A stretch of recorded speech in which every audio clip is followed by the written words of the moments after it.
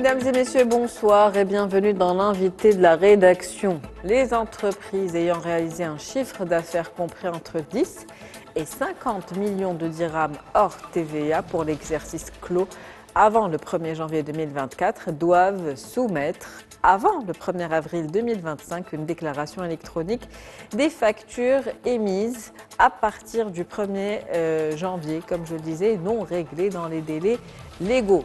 À compter donc de ce 1er janvier 2025, l'amende pécuniaire s'appliquera à toutes les factures impayées, y compris celles d'un montant inférieur à 10 000 dirhams. Pour rappel, l'absence de factures impayées dans les délais ne dispense pas de l'obligation de déclaration. Les contribuables concernés doivent donc se conformer à cette nouvelle réglementation sous peine de sanctions. Délai de paiement, c'est le sujet de ce soir et on parle avec Mohamed Elhiani. Vous êtes expert comptable, commissaire aux comptes. Bonsoir, merci d'être avec nous. Bonsoir Madame Khabichi. Alors, délai de paiement, quelles sont aujourd'hui les obligations des entreprises, notamment les PME? Alors, si vous me permettez, je peux rappeler un peu la chronologie du délai de paiement.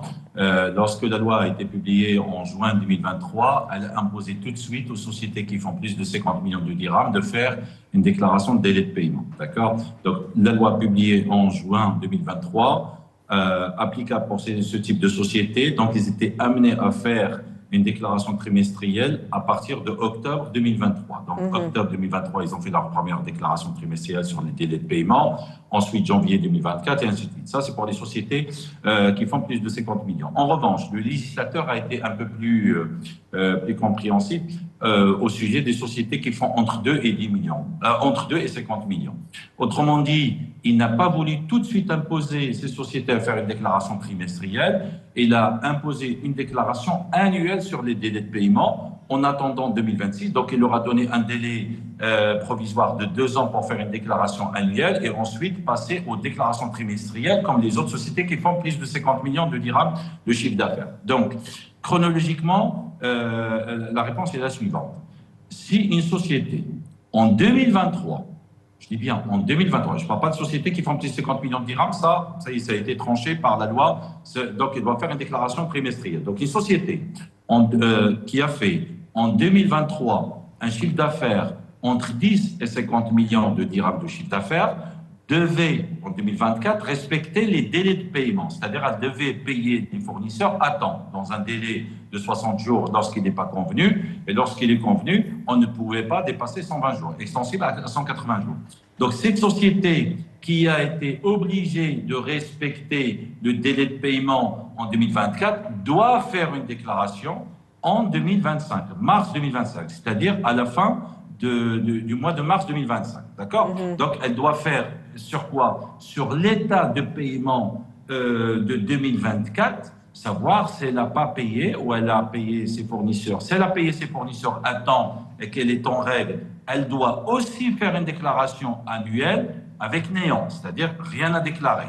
D'accord? Mais en revanche, si elle a par exemple payé ses fournisseurs en retard ou elle ne les a pas payés, dans ce cas, elle doit faire une déclaration annuelle, elle doit lister tous les fournisseurs où elle a eu du retard. Alors, je rappelle une chose qui est très importante, c'est qu'en 2024, c'était que les factures qui dépassent 10 000 dirhams de TTC, 10 000 dirhams TTC de facture.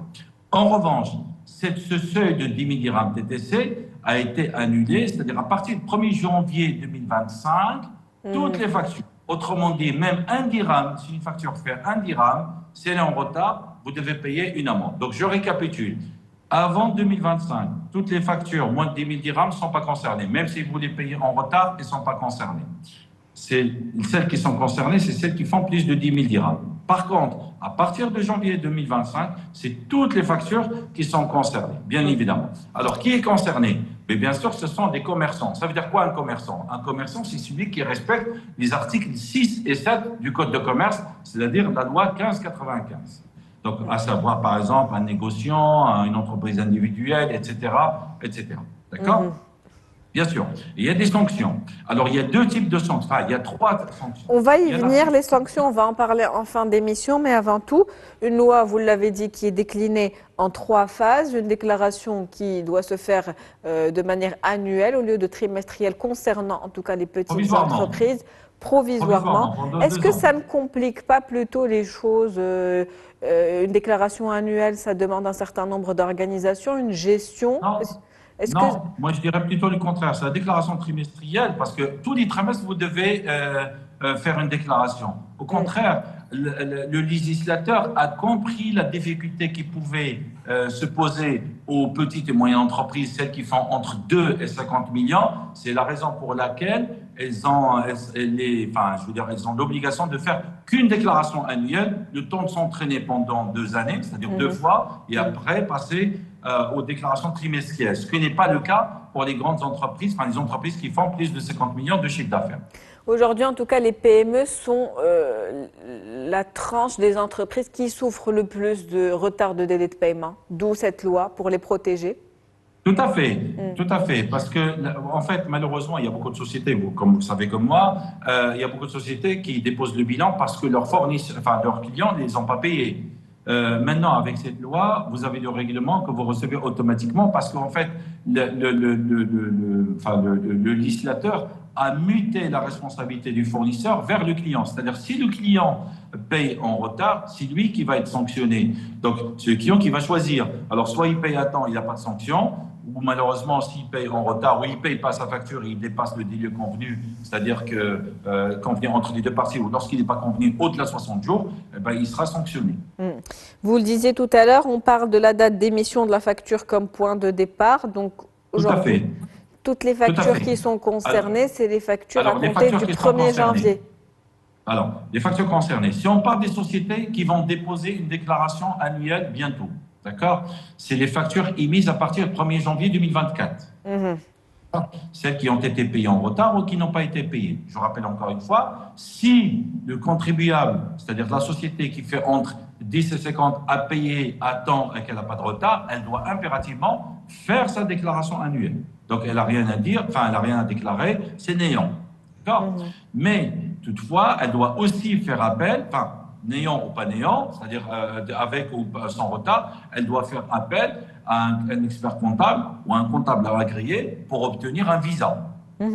D'accord? Donc, c'est un type de rapport que va lui remettre l'expert comptable, le comptable agréé, qu'elle doit joindre à sa déclaration de délai de paiement. Justement, ça, dites-moi. Justement, quelles informations doivent être incluses dans justement cette déclaration des factures impayées? Comme ça, on a la liste de tous les éléments Donc, nécessaires. vous avez deux choses. Vous avez la déclaration, c'est la liste de toutes les factures qui sont en retard, ou qui ont été payées en retard, ou qui sont au litige avec le fournisseur, c'est-à-dire au tribunal. D'accord? Vous avez le visa de l'expert comptable et du comptable agréé. Lui, il certifie le montant qui sont en retard, c'est-à-dire il totalise toutes les factures qui sont en retard. Enfin, on dit pas certifié, on dit visé, d'accord? Il vise le montant qui est en retard. D'accord.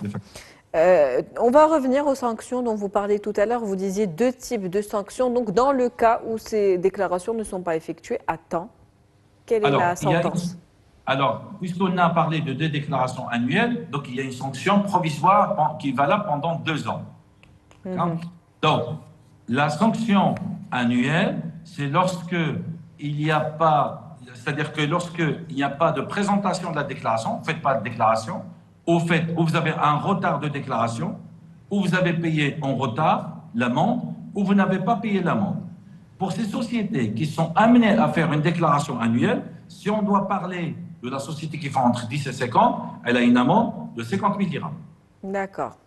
Par facture. L'année prochaine, parce qu'on est en 2025, il ne faut pas oublier en 2025, il y a aussi la tranche des sociétés qui font entre 2 et 10 millions de dirhams, qui sont concernées.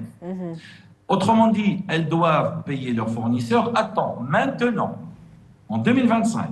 D'accord. Parce que lorsqu'ils vont faire leur déclaration en mars 2026, s'ils ont du retard, elles vont payer l'amende. S'ils ne font pas de déclaration, ou encore une fois, non-présentation de déclaration, retard de paiement, non-paiement, ou retard de déclaration, ils vont payer une amende de 12 500 dirhams, de 20 000 dirhams, pardon, de 20 000 dirhams. En tout cas, à partir de 2026, il Tout le faudra faire monde, des à partir déclarations d'avril. trimestrielles et c'est applicable à toutes les entreprises, quelle que soit leur taille et leur chiffre d'affaires. Tout à fait. À partir d'avril 2026, elles doivent tout le monde, c'est-à-dire les sociétés, enfin tout le monde, c'est-à-dire les sociétés qui font plus de 2 millions de chiffre d'affaires, doivent faire une déclaration trimestrielle. Donc, récapitulons, au-delà de 50 millions de chiffre d'affaires, c'est trimestriel. Entre 2 et 50, elles sont provisoirement, les déclarations sont provisoirement annuelles. Et ensuite, à partir de avril 2026, on va passer aux déclarations trimestrielles. Une situation actuelle qui est plus ou moins donc transitoire pour pouvoir s'intégrer Tout petit à à fait. petit aux exigences de cette nouvelle loi. Vous le disiez tout à l'heure, cette loi qui a été donc déclinée en 3 phases. Il y en a eu une première puis une deuxième. Si on devait faire le bilan des 2 premières phases, qu'est-ce qu'on pourrait dire? Ben, écoutez, les 2 premières phases, moi, j'ai envie de vous dire que les sociétés souffrent de moins en moins de trésorerie parce que, en fait, les clients payent sans les relancer. D'accord? D'accord. Donc, moi, je constate sur le terrain que beaucoup de sociétés payent automatiquement parce que, justement, par crainte de la sanction de l'article 78.3 ou 78.6 de la Donc, loi. le constat sur le terrain, c'est une loi qui est effective et qui est efficace au final, qui porte ses Écoutez, fruits. moi, sur ce que j'ai vu, en l'occurrence sur les dossiers que j'ai traités personnellement, je vois justement qu'il n'y a pas justement ce retard. Alors, s'il y a un retard, bien sûr, c'est justifié, mais en tout cas beaucoup moins qu'avant. Merci à vous, Monsieur Mohamed Lahiani, Tant pis. pour cette analyse et ce décryptage. Je rappelle que vous êtes expert comptable, commissaire aux comptes. C'était un plaisir de vous avoir avec nous dans l'invité de la rédaction ce soir. Merci, c'est moi. Au revoir, Madame Rami. C'est la fin de l'invité de la rédaction pour ce soir. On se retrouve demain avec un nouvel invité, nouveau sujet. Très bonne soirée. Merci pour votre fidélité.